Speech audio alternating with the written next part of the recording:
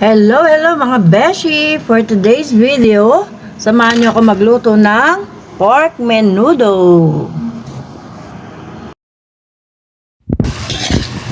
Next po is fried muna natin yung patatas kasi medyo matigas yan. Then isabay na natin yung carrots. Ayan.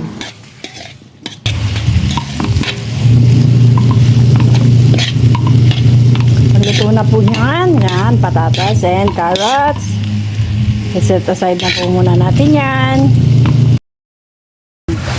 Pakuluan na muna natin yan hanggang para lumambot yung ating baboy and mawala-wala yung lansa. Yan. Okay, ayan. Sakot siya na. So, next step, lagyan na natin ang, kita ba? Lagyan na natin ang pork cubes. Ayan. Then, lagyan na natin yung pinirito nating patatas and carrots kanina. Ayan. Halo-halo ito siya. Cut. Ayan, ilagay na natin yung ating Filipino style Del Monte tomato sauce. Ayan. Lagyan na. Ayan, na natin yan guys kasi marami naman yung baboy. Ayan, after natin natimplahan na yan, paminta, tapos magic sarap.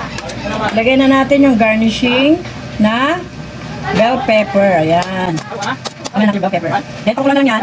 Pakulan na lang din. Pwede na siya kainin. O, diba? Bon appetit! Thanks for watching. Don't skip ads. Bye-bye! So, ayan na nga po mga beshi. Ayan, hintay tayo for another 10 minutes. Pakuluan natin siya until tender na yung ating pork at masarap na siyang nguyain. Ayan. Ayan, and luto na yung ating pork menudo. Diba? Ready to eat na. Ready to lapang na, guys. Ayan, kain na na. Ayan.